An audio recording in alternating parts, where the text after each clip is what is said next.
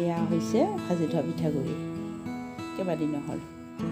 চৰিয়াটোত ঢালি ল'লোঁ আৰু অকণমান দিলোঁ এয়া বেকিং পাউডাৰ আৰু এইফালে গুড়খিনি মই গলিবলৈ দিছোঁ তাতে কেইটামান দিলোঁ ইলাচি ধুনীয়াকৈ হৈয়ে গ'ল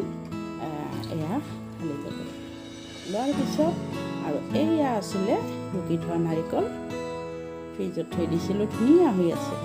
আৰু এতিয়া চৰিয়াটোত মই সেই যে গৰম মিঠাইৰ পানীখিনি আছিলে এয়া চামুচখনেৰে লৰাই মানে মিহলাই আছোঁ হাতেৰে চুব নোৱাৰি গৰম যে অকণমান গৰমে কৰিলে ভাল আৰু এয়া ধুনীয়াকৈ মই লৰাই আছোঁ আৰু ৰুকি থোৱা নাৰিকলখিনিও দি দিলোঁ একেলগে এয়া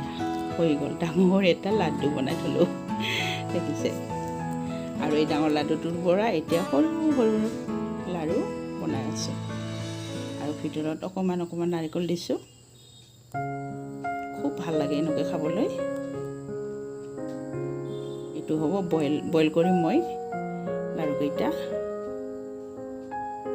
এয়া ধুনীয়াকৈ বনাই আছোঁ আৰু এয়া হৈ গ'ল মানে অকণমান আছিলে পিঠাগুড়ি বেছি নাছিলে সেইখিনিকে মই আপোনালোকৰ সৈতে শ্বেয়াৰ কৰিম বুলি এইখিনি ভিডিঅ'টো বনালোঁ আৰু এয়া দুখন মই মানে বেলেগ ডিজাইনত বনাইছোঁ আৰু এনেই এইটো একদম প্ৰথম বনালোঁ আৰু ইমান ডাঙৰ হৈছে আৰু এয়া এইটো যে দেখিছে কড়াইটো ইয়াতে এতিয়া মই লাড়ুকেইটা দি দিলোঁ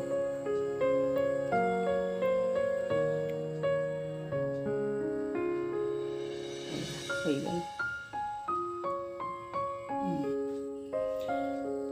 আৰু এইফালে পানী মই গৰম দি দিছোঁ গেছত আৰু ওপৰত বহাই দিলোঁ